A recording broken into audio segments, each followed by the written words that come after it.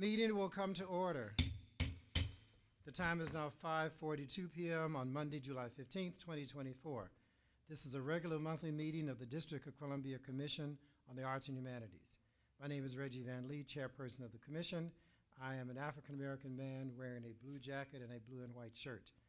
I will now call the roll. When you hear your name, please answer present. Cora. Present. Amy. Present. Julianne. Demetrius. Present. Cecily. Janice. Janice. Here. Thank you. Present. Chase. Thank you. Chase. Kimber. Carla. Hector.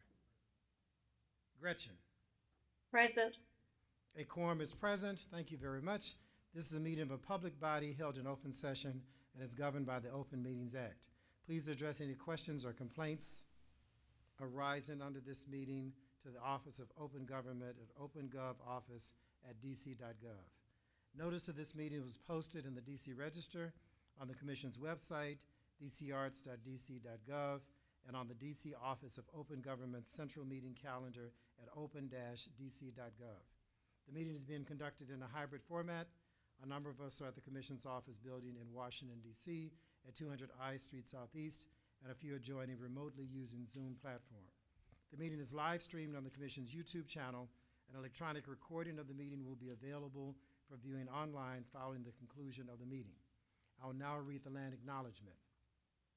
Every community owes its existence and vitality to generations from around the world who contributed their hopes, dreams, and energy to making the history that led to this moment.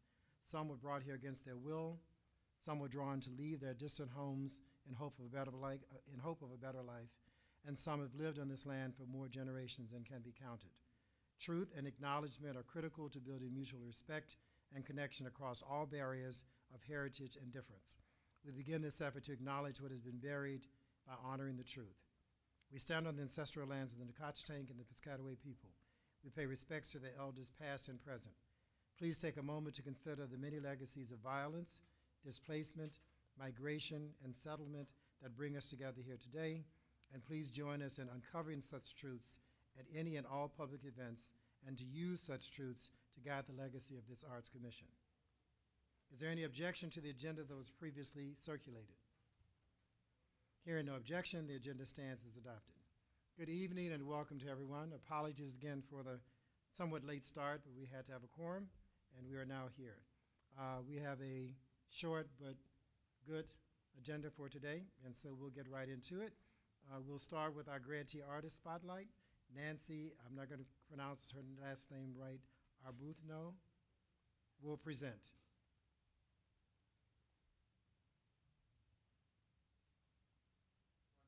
You're muted. Okay, thank you. Good afternoon, and thank you for having me. I'm Nancy Arbuthnot, the featured artist for today, and I'm going to be just talking a little bit about my art and how I got here. I'm a 50-year DC resident, wife of a DC police officer with 3 adult children who graduated from the District of Columbia Public Schools. Over my career as a poet and visual artist, I've sought to give expression to the visible public side of our nation's capital, but more often to the quieter, more hidden, and unrecognized aspects of local life. My early work, a poetry and art collaborative project with the artist Kathy Abramson, Wild Washington, Animal Sculptures A to Z, and you can see it right there, somewhere back there, is a book that highlights the city's rich outdoor sculptural heritage in its animal sculptures. More recent work, following my trip to the U.S.-Mexico border in 2018, showcases DC as well as the border. DC, my hometown, that through its majestic monuments such as the Lincoln Memorial and its natural environment of Rock Creek Park, the Potomac and Anacostia rivers, has offered me inspiration and consolation. My current project for my grant involves documenting in art and poetry a personal chronology of my life in DC. In my work, I like to cross borders, combining text and image, past and present, the natural world and the built environment, the near and the far, the seemingly insignificant with the grand. I enjoy sharing my work with others in exhibit and through workshops in schools, libraries, women's shelters, and prisons. And the images that we saw were from my border project, the Lincoln Memorial, with a little poem about how inspiring it is to come back to these major sites in DC and be consoled and inspired. And the second one was the wood thrush, the bird, the state bird of DC. And in the background are highlighting that sort of hidden aspect of the bird, the woodland landscape, and then the built environment in the back. I just made up one with some of the images, a woodblock print from my children's artwork from their school days. So that's it. Thank you so much for having me here, and thank you for the grant that's enabled me to keep on going with the inspiration of others behind me that I know support me. Thanks. Well, thank you very much. I actually know your work, and it's delightful to meet you, if only virtually. So we thank you. We're so proud of our grantees and happy to give them a spotlight to show their work. So thank you so much. Thank you. Thank you. We're going on to the public comment portion.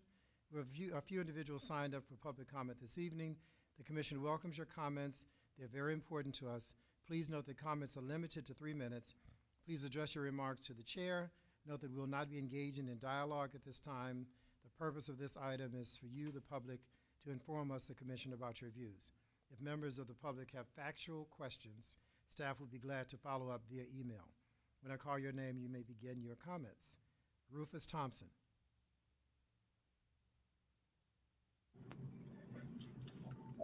Yes, hello, my name is Rufus Thompson. Are you able to hear me? We can't see you, but we can hear you. Perhaps you could turn your video on.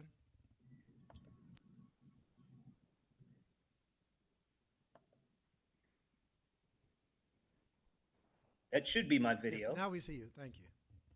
Yes, sir.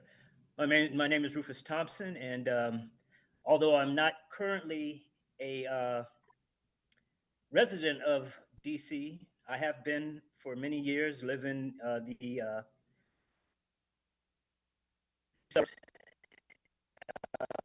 since 1979. My reason for addressing the commission this evening, and thank you, ladies and gentlemen, for having me, is to, as we say, rep our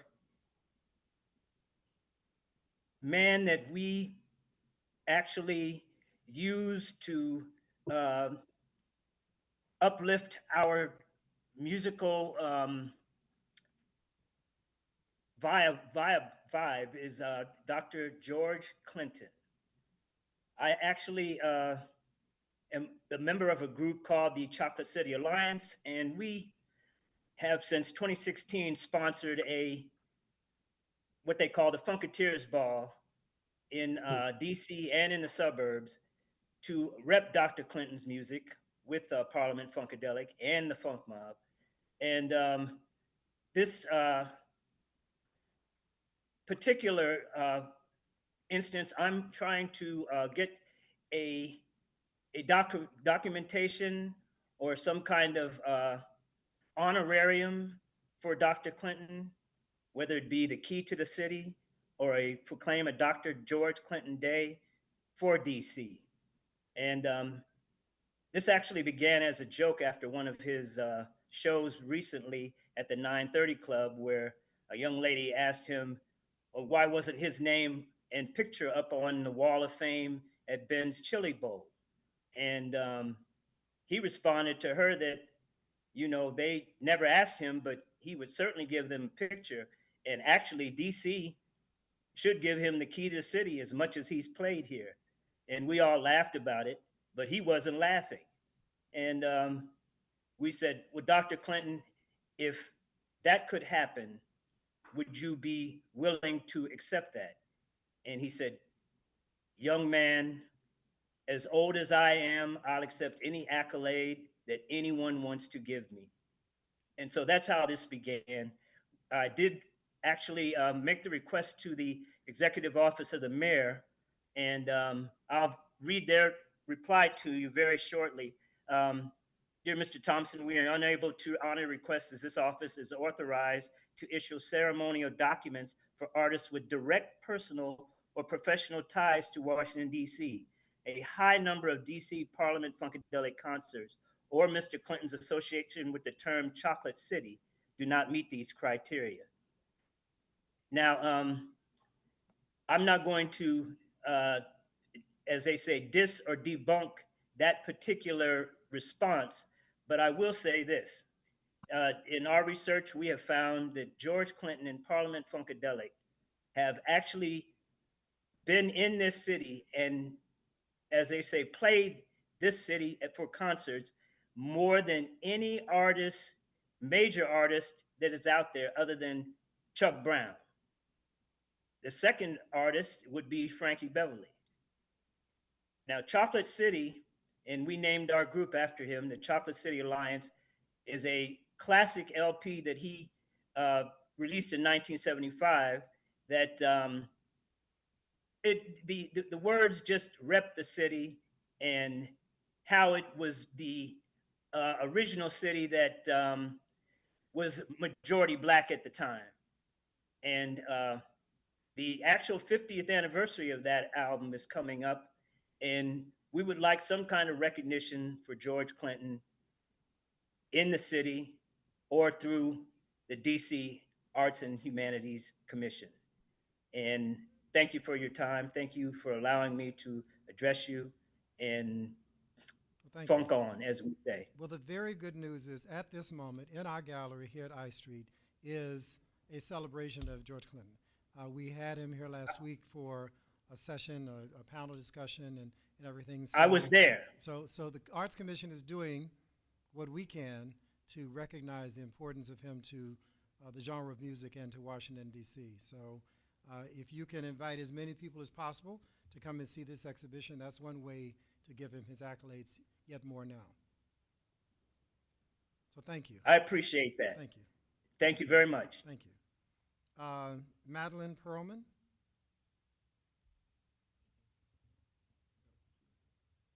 Is Madeline Perlman here? Gloria Hightower. Well, good afternoon, esteemed President Reggie Van Lee, along with your outstanding commissioners, inclusive of a very ideal executive director, Mr. Aaron Myers, and his very, very day-to-day hardworking staff. It is with great news that I come before this newly and very, very transparent but impacting committee to say that I did some research on the presentation that I wanted to present and found out that it was working to my favor. So when I don't need to say too much, I won't, because as I said before in front of the chairman of the city council and during testimony, this has been absolutely the best committee that I, a native Washingtonian, 67 years of age, have ever experienced with equality and with your annual deliverables. So what it was that, again, I was going to discuss is being worked on now, so I don't need to rehash or reiterate anything. Thank you so much. Thank you for the accolades. Keep us honest. We want to be kept honest, but thank you for that. We appreciate it. Hamza Said.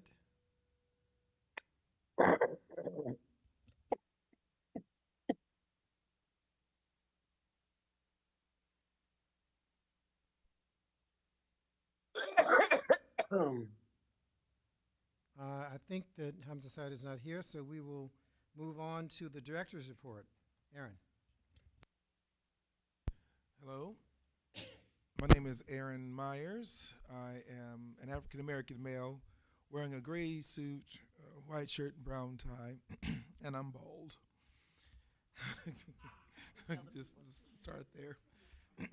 Old. No, bald. Oh, sorry. I thought you said old. No, shade. The old, look to your right. I need to quit. We'll start with our staff updates. I would like to welcome our new public arts manager, Karen Miller, who joined our agency approximately about 2 weeks ago. Karen comes to CAH with more than 20 years of experience working in the arts and culture sector for the city of Rockville.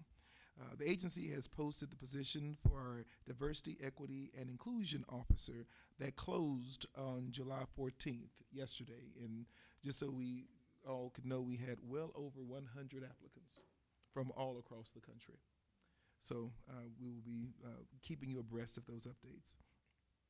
Second, I don't want to get too far ahead of our public art team, but the agency held 3 Toast to the Boogie events. The first was the press conference held the morning of Tuesday, June 25th, that resulted in coverage from WTTG-TV, which is Channel 5, WSA 9, and the Washington Post, and the Washington Informer. The second was the reception held in the gallery that same day with more than 700 guests in attendance. Then on Wednesday, June 26th, was the conversation, A Toast to the Boogie, Protecting Our Legacy.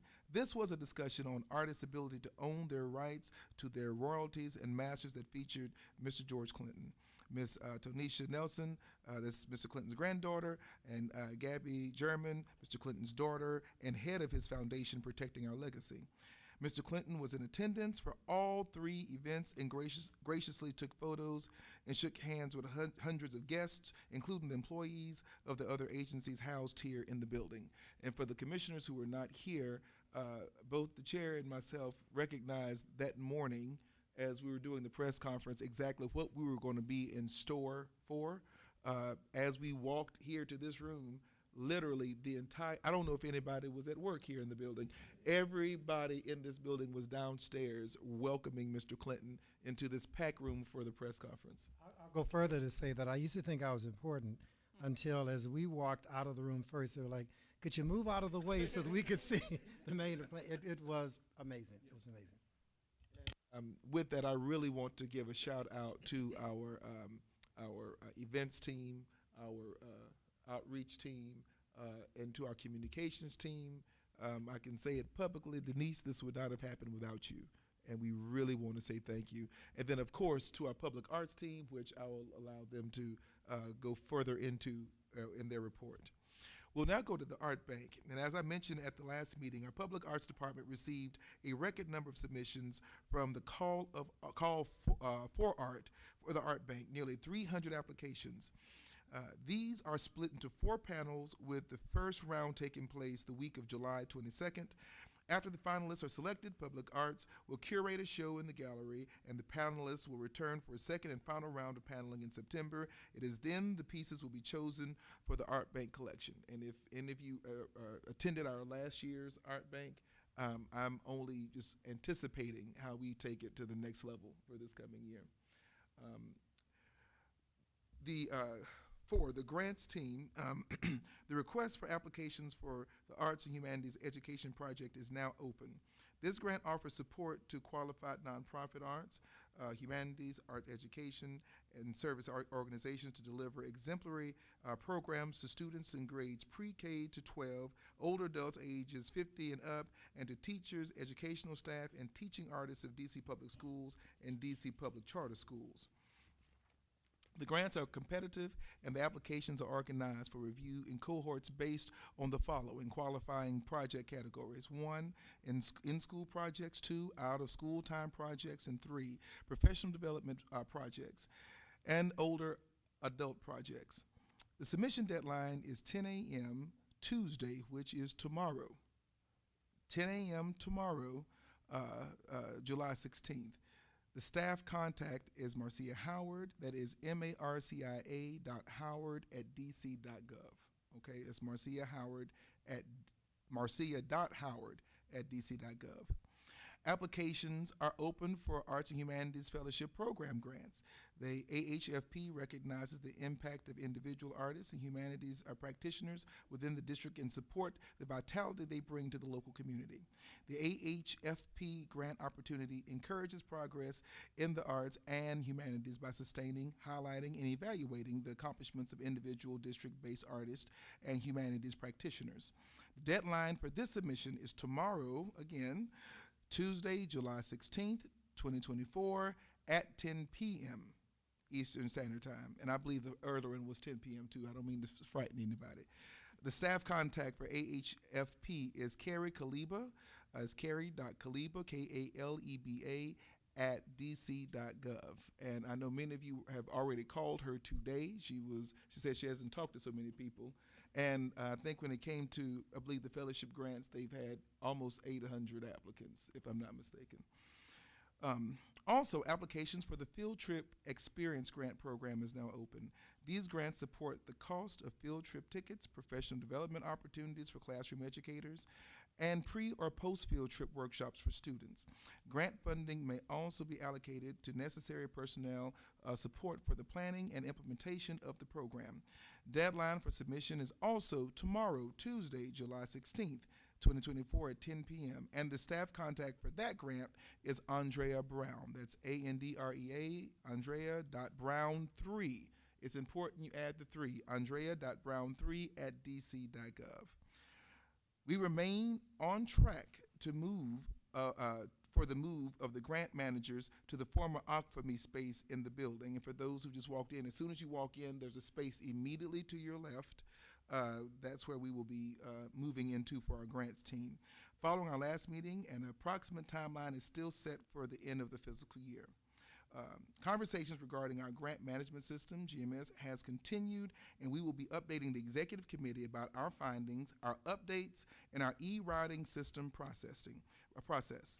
These conversations have been in hopes of facilitating a speedier post-award to payment process.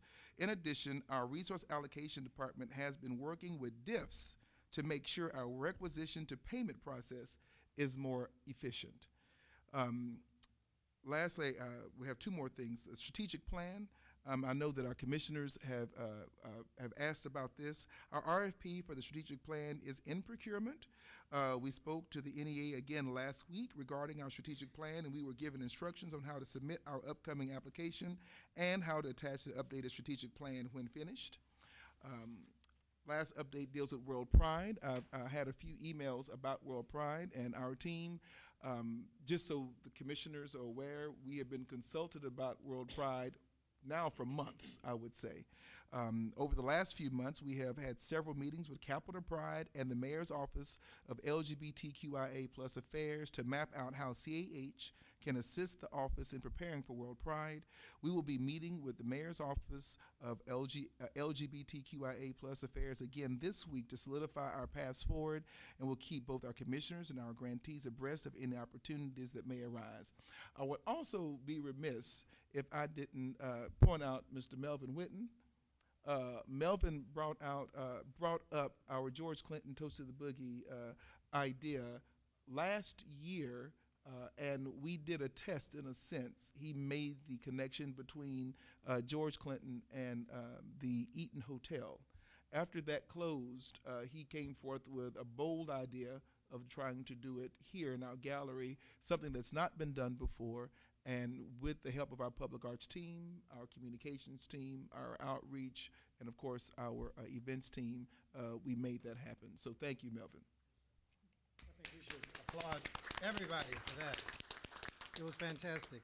I made this point a bunch of times. I'll make it again. In my first year, probably in my 2 years as chair of the Arts Commission, if you added up the total number of people that have gone through our gallery in the entire first year of my service as chair, it didn't get to the number we had for that one event. So my congratulations and thanks to everyone. Let's move on to the finance. Thank you, Aaron. I'm sorry, commissioners, any questions or comments to Aaron on the executive director's report? If not, we'll go on to the finance committee. Kimber?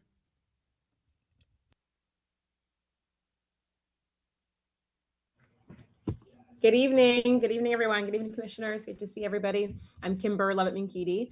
And I think folks probably have this in their read aheads. So we've got our finance committee report. We actually had a chance to meet just last week, and so we had a chance to go over it. Brandon, I know we talked about a couple of things for you to also highlight today, but a lot of this is as we're kind of flowing through, like we are kind of on pace, as you're going to see on the budget items. And the first slide is our administrative, sort of the total budget and where we are against the available budget. So you see 42%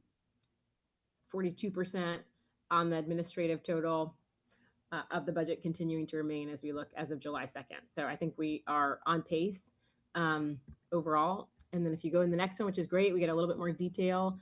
As we look at the administrative budget, you can see, which is one of the requests, you notice this is a little bit different than some of the reports we've had in prior years. That gives us some detail on the specific accounts under the administrative budget, and then also pulls out the administrative and also the grants budget, which is detailed in here as well, with about 20% of our budget remaining.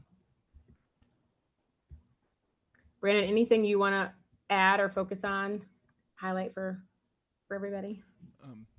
And just like Brandon was sick today, so he was not with us today. Okay. So I'll be adding something. This was, as Kimber stated, everything is pretty straightforward. We're on pace, and we are on pace, following as we best we can. And the only thing I would it's add, exciting. I would just add, Brandon, since Brandon's not on, with Brandon and Martine, it's been great in the finance committee to just really dive in, and they're really looking at different ways for us to look at it. How do we think about it going forward?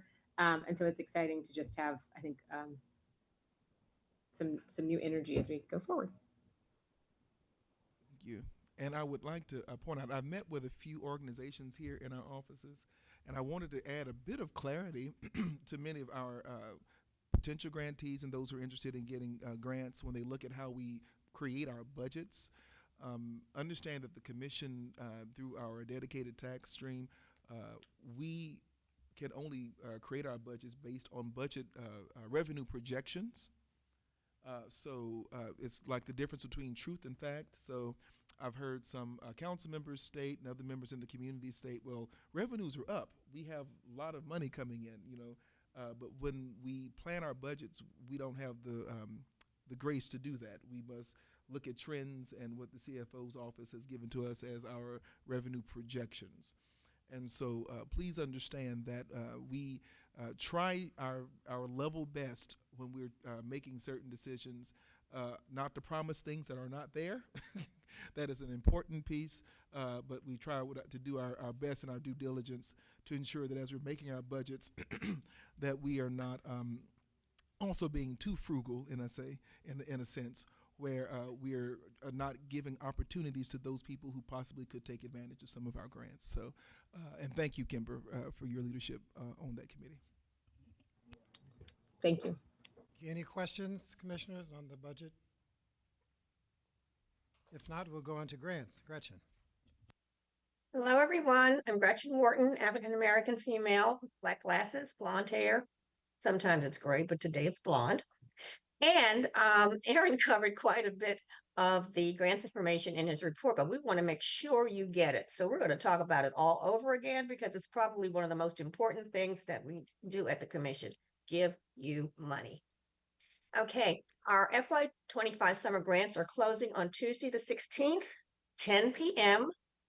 Our FY25 Arts and Humanities Education Project, AHEP, Arts and Humanities Fellowship Program, thank you, HFP, and Field Trip Experiences grant programs will close on Tuesday, July 16th.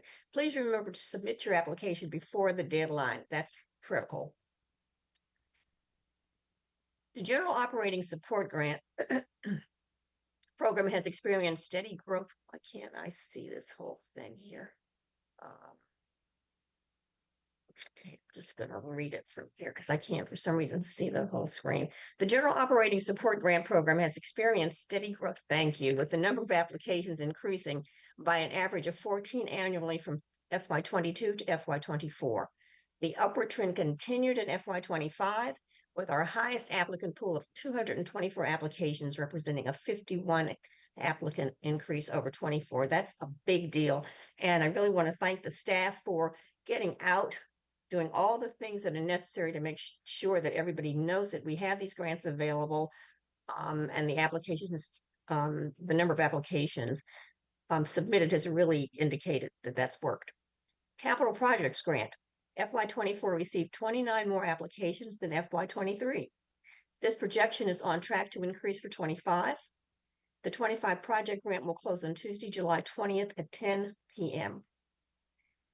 Arts and Humanities Fellowship Grant. In FY24, the grants team redesigned the Arts and Humanities Fellowship Program. That's a little too large there. To fund all eligible artists with a flat rate instead of a tiered funding system. In line with national trends to individual artist funding, the fellowship program was restructured to provide more artist support for their work.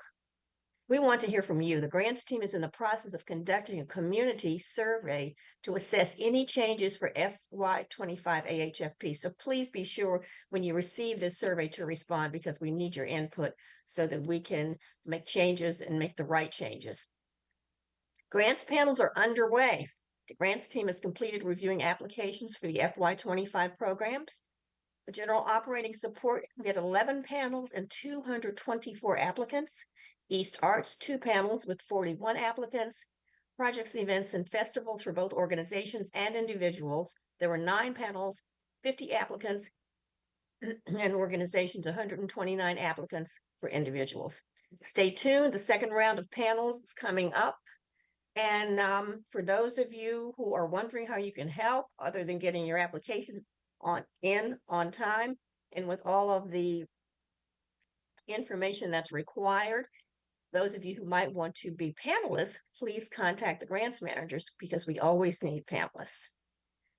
Thank you so much. Thank you. Questions from the commissioners? Questions, comments?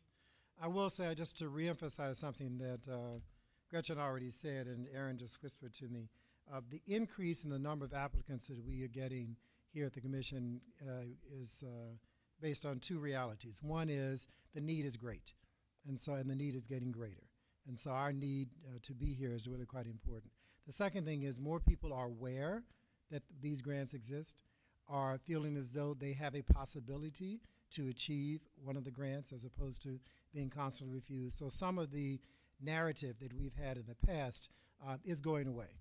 And the reputation that the commission has, and it was punctuated in one of the public comments as well, is that people are feeling that we are more inclusive, we are more accessible to people, we are more visible to people. So we encourage all of you to apply. We wish we had infinite money, we don't. So we have to figure out how do we panel appropriately and assess, but to know that we're here to serve your needs as best we can. Any other comments or questions? If not, we'll go to public art. Carla. So the Public Arts Committee has been very busy. We highlighted some of the activities so far, and the timing could not be better for our new Public Arts Manager, Karen Miller. And I want to introduce Karen. I'll give you a little bit of information about her. She comes from the city of Rockville with more than 20 years of experience working in the arts and culture section throughout the DMV area. Most recently, Karen served as the Arts, Culture, and History Program Manager for the city of Rockville, where she was the city's top voice for art, culture, and heritage, and led the city's Arts in Public Places program and oversaw their public arts and private development requirements. Karen worked to raise community awareness, participation, visibility, and impact of the arts in Rockville. Prior to working in Rockville, she served as the Director of Planning, Arts, and Activation for the Golden Triangle Business Improvement District, or the BID in DC. There she led large-scale temporary and permanent public art projects, creative placemaking, and planning efforts in close collaboration with DC's planning and transportation agencies and federal partners. During her tenure at the BID, Karen worked with dozens of artists and community nonprofits, led landmark partnerships with the Smithsonian Institute, and presented public arts with the European Union delegation in various embassies, while leading efforts to invite creatives to activate vacant retail spaces. So those are all very important skills that we'll be relying on Karen, and I want to give her some trial by fire. So she is going to present the rest of our report.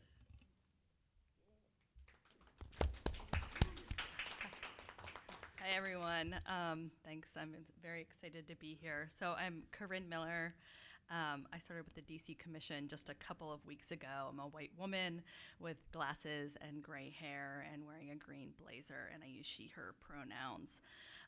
So I've gotten up to speed very quickly on some things, and as Commissioner Sims mentioned, there's a lot in this report. So the committee did not meet, but I did want to provide a staff report that's in the packets and also online as well. I'll just give a broad overview, but it's evident, I think, here in the report and from what I've seen just in a couple of short weeks, that the team has not broken stride over the past couple of months and has continued to produce really exceptional work. So it's an exciting time to join the agency. First off, it's been mentioned, but I don't think enough accolades can be given to the Toast of the Boogie. So here it is again for everyone. And I just want to, remark, I've been very impressed with the show, and I think the excellent curation by Michelle May Curry on our public arts team as well. So there will be a closing reception on August 15th, if folks are interested in that, and information should be coming out soon with more details. Director Myers mentioned the Art Bank Grant Program. So we received a record number of applications for that with a total of 289 eligible applications. So we're now have 4 panels coming up later this month to review everything. Next up is the Art Exhibition Curatorial Grant Program. So that closed July 1st as well, with a total of 16 eligible applications. So this round, it'll be organized around 3 themes that include social justice, art of veterans, and world pride. Next, we have Public Art Building Communities Grant Program. So that deadline is next Monday, July 22nd. And that supports individual artists and organizations presenting both temporary and permanent public art projects. So a couple of updates on the FY24 grant program. So the Color the Curb School Safety Program, which is a collaboration between the District Department of Transportation as well as DC Public Schools. Artist Adrian Gaither just completed a mural last month at Lecky Elementary School in Ward 8. And then we have an active project happening now with artists Shani Shee and Ann Gill in Ward 4 at Whittier Elementary School, and that should be, I think, completed in the next couple of weeks. Later this week, one of the Public Art Building Communities grantees, the Southwest Bid, will hold a dedication for their Gallery of Southwest mural on the 4th Street underpass at 10 a.m. So that's a project that features 11 different artists and artist collectives. Really exciting initiative there. And then we have the FY23, FY24 Commemorative Works Technical Assistance Program. So that's a partnership that the Commission has done with the Office of Planning to increase commemoration of Black Washingtonians and other leaders of color. It's happening in 4 different wards with 4 different artist teams. And there's a little bit more information there about that initiative.